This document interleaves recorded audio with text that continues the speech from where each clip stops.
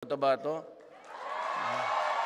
You know, North Cotabato, in about 20 years, will overtake the domestic economy ng Davao. Nandyan sa inyo lahat eh. Alam mo, ang kayamanan ng Pilipinas po ay lupa. Agricultural based talaga tayo.